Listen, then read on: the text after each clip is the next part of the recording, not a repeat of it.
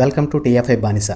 Here is my view review of Laila. మూవీని watch చేయాలా skip చేయాలా అనే డైలమాలో ఉన్న వాళ్ళకి ఒక ఉచిత సలహా. మూవీలో స్టోరీ ఉండాలి, డీప్ ఎమోషన్స్తో గుండెలు పిండేయాలి అనుకున్న వాళ్ళు ఈ మూవీని అవాయిడ్ చేయండి. మూవీ అంటే ఎంటర్టైన్మెంట్, మాకు అది చాలు అనుకున్న వాళ్ళు మాత్రం ఈ మూవీని చాలా బాగా ఎంజాయ్ చేస్తారు, ఒక మోస్తారుగా.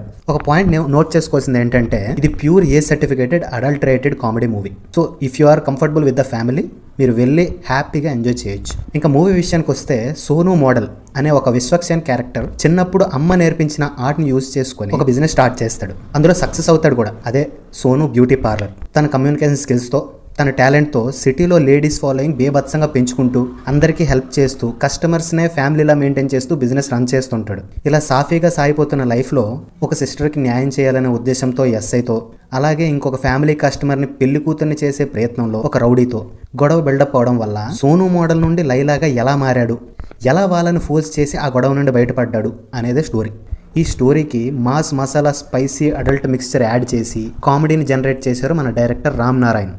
కాస్ట్ అండ్ క్రూ గురించి మాట్లాడుకుంటే, విశ్వక్సేన్ 200% న్యాయం చేశారు లైలా గెటప్కి. లేడీ గెటప్లో విశ్వక్ చేసిన డేరింగ్ సీన్స్కి ఆ యాక్టింగ్తో జనాలను సాటిస్ఫై చేయాలంటే అంత ఈజీ కాదు. బట్ మాస్కా దాస్ ఫేమ్ ఉండి కూడా ఆ గెటప్తో కంప్లీట్ ఫన్ జనరేట్ చేశారు మన Vishwaksen. As a Sonu model character కన్నా we will enjoy Laila character at peaks. Heroine is only just for songs and glamour అనుకున్నా ఫస్ట్ హాఫ్ చూసి, బట్ చివరి వరకు మెయింటైన్ చేశారు స్క్రీన్ మీద.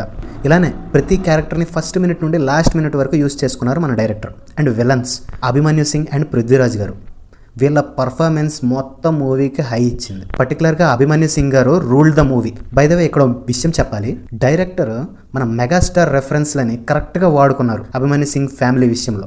ఇది మూవీ చూసిన వాళ్ళు ఫీల్ అయ్యే ఒక emotion. So finally movie is good. As per our predictions, movie hit అయ్యే ఛాన్సెస్ చాలా ఎక్కువ ఉన్నాయి because of that second half fun.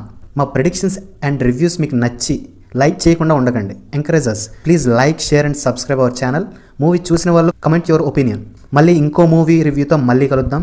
Till then, signing off your TFI Banisa. ఇక్కడ ఒకటి పీకు. ఇండియా కినపడేటట్టు పీకో. బాగుండదు.